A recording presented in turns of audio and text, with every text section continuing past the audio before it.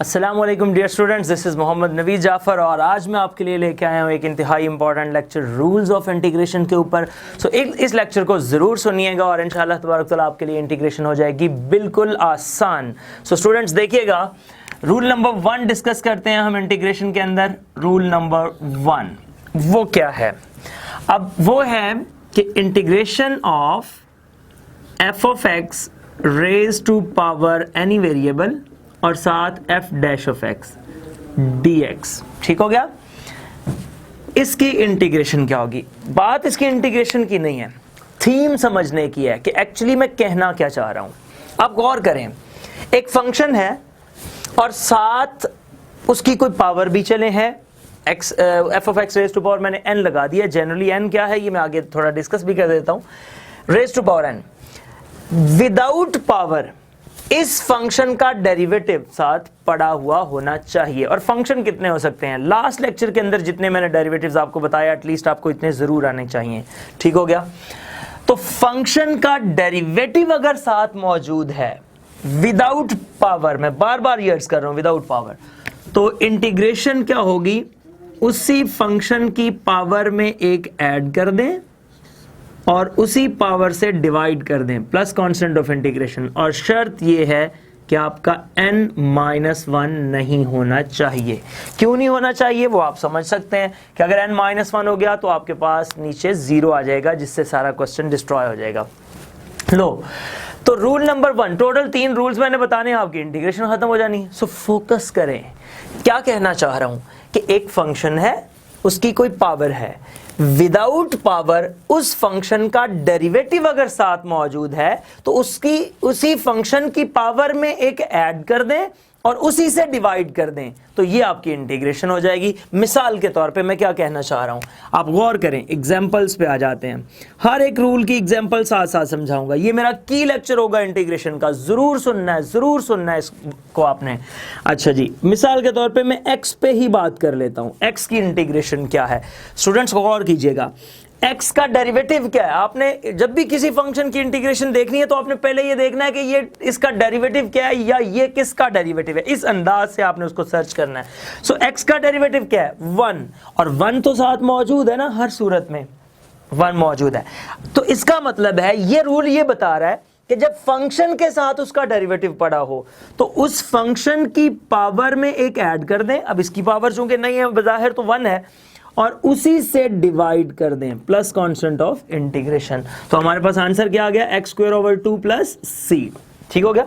और एग्जांपल देखते हैं। मिसाल के तौर पे मैं बात करता हूं स्क्वायर रूट x पे आ जाता हूं, dx पे। किसी पावर से कंफ्यूज नहीं होना, आपको मैं ये अर्ज कर रहा हूं कि विदाउट पावर उसका डेरिवेटिव देखेंगे। यानी कि इस फंक्शन को आप ऐसे लिख सकते हैं ना, x⁻1/2 dx और इक्वल्स, अभी देख लेते हैं क्या आता है। तो विदाउट पावर, यहां पे भी तो मैंने डेरिवेटिव विदाउट पावर की बात की ना, तो विदाउट पावर x का डेरिवेटिव क्या है? 1। तो ये रहा साथ 1। तो जब फंक्शन के साथ डेरिवेटिव पड़ा हो तो उसकी पावर में एक ऐड कर दिया करते हैं और उसी से डिवाइड कर दिया करते हैं, और प्लस कांस्टेंट ऑफ इंटीग्रेशन, मतलब x⁻³ 3/2 और ये भी 3/2 प्लस c।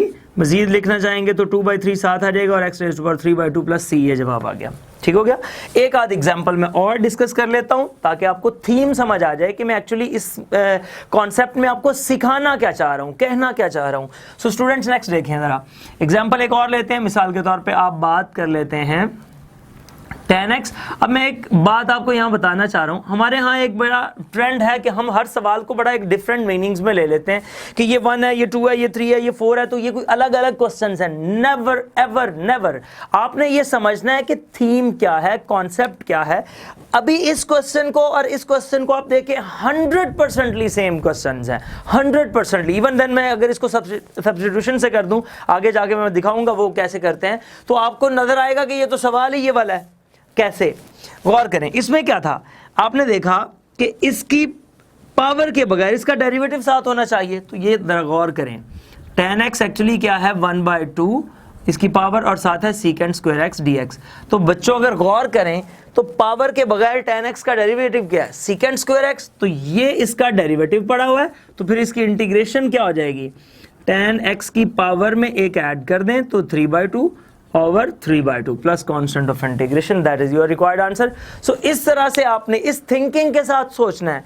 मिसाल के तौर पे एक आध एग्जांपल और कर लेते हैं। मैं चलें ये लिख लेता हूँ, sine inverse x over 1 minus x square का स्क्वायर रूट dx। अब जरा इसमें गौर करें, इस तरह से लिख लें sine inverse x dot 1 over 1 minus x square, ताकि आपको ये बात वहन नशी हो जाए। अब जरा गौर करें, ये रहा फंक्शन और ये रहा उसका डेरिवेटिव। तो जब फंक्शन के साथ उसका डेरिवेटिव मौजूद हो तो उसी फंक्शन की पावर में जो भी है साइन इनवर्स x एक ऐड कर दें और उसी से डिवाइड कर दें plus constant of integration. So students, ये हमारे पास थीम था रूल नंबर 1 का, जो कि है किसी भी फंक्शन की जब पावर मौजूद हो तो विदाउट पावर उस फंक्शन का डेरिवेटिव अगर साथ है तो उसकी पावर में एक ऐड कर दिया जाता है और उसी से डिवाइड कर दिया जाता है। ये तो था रूल नंबर 1।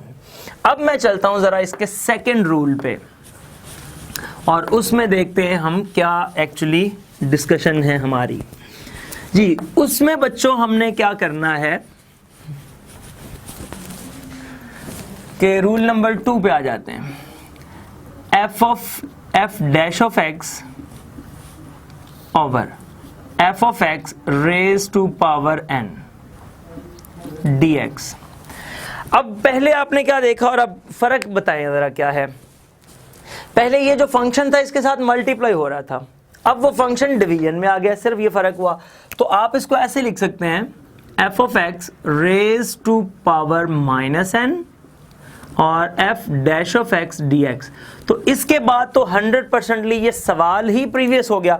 अब देखें, अगर लास्ट क्वेश्चन में भी, लास्ट रूल में भी देखें, मैंने सिर्फ एक बात पे पाबंदी लगाई कि n-1 नहीं हो सकता। इसके अलावा मैंने कोई ऐसा नंबर नहीं कहा कि n की वैल्यू जो है वो नेगेटिव नहीं हो सकती। तो अब भी तो वो नेगेटिव ही है ना, तो इसका मतलब है कि इसका भी आंसर क्या आ जाएगा, f of x raise to power minus n plus 1 over minus n plus 1 plus constant of integration.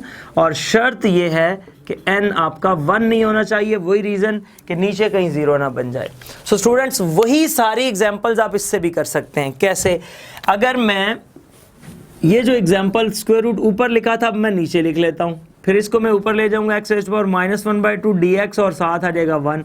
तो देखें, फंक्शन के साथ उसका डेरिवेटिव पड़ा हुआ है, तो इसकी पावर में एक ऐड करके उससे डिवाइड कर दें, तो ये आ जाएगा x raise to power minus 1/2 plus 1 minus 1/2 plus 1 plus constant of integration. तो ये x raise to power 1/2 plus c। So students, ये आ जाएगा 2 square root x plus c। ये इसका आंसर आ गया। इसी तरह सारी एग्जांपल्स आप ट्राई कर सकते हैं। सो ये था आपका के इंटीग्रेशन का सेकंड रूल, जिसमें नीचे फंक्शन ऊपर डेरिवेटिव आ जाता है और फंक्शन किसी पावर में मौजूद होता है।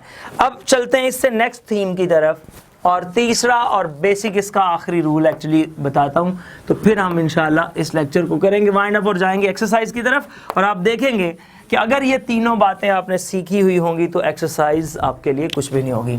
Rule number 3, f dash of x over f of x।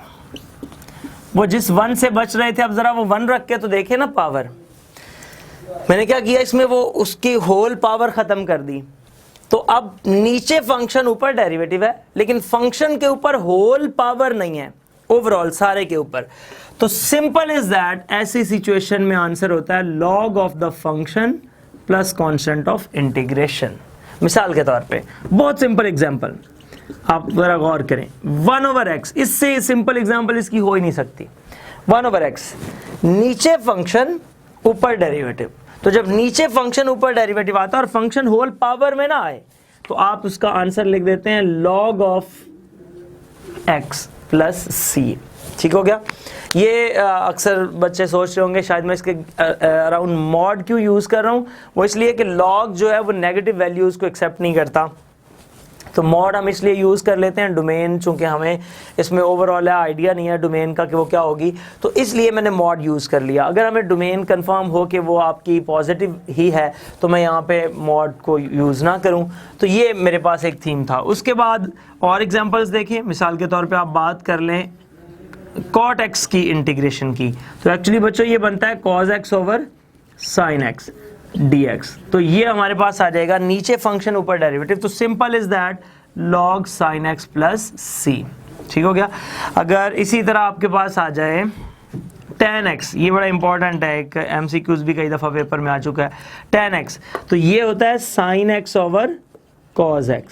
अब इसमें बच्चों जब देखें cos का डेरिवेटिव तो होता है माइनस साइन, जो कि ऊपर नहीं है, तो कुछ मल्टीप्लाई डिवाइड आप कर सकते हैं खुद से, minus sine x over cos x, हमने माइनस से मल्टीप्लाई कर लिया, तो इसका जो आंसर बन गया वो बन गया माइनस लॉग कॉस एक्स और प्लस सी। ये आ जाएगा log cos x raise to power -1 plus C और log 1 over cos x plus C. 1 over cos क्या होता है secant x plus C. So इसका जवाब आ गया log secant x plus C. ये MCQs कई दफ़ा पेपर में आ चुका है। सो स्टूडेंट्स, इसमें मैंने आपको 3 बातें बताई, 3 अंदाज बताए, 3 तरह से रूल्स कैटेगराइज कर दिए। आप अब अपनी एक्सरसाइज पे जब जाएंगे ना 3.2 पे, तो आप देखेंगे इसके अलावा उसमें है ही कुछ नहीं।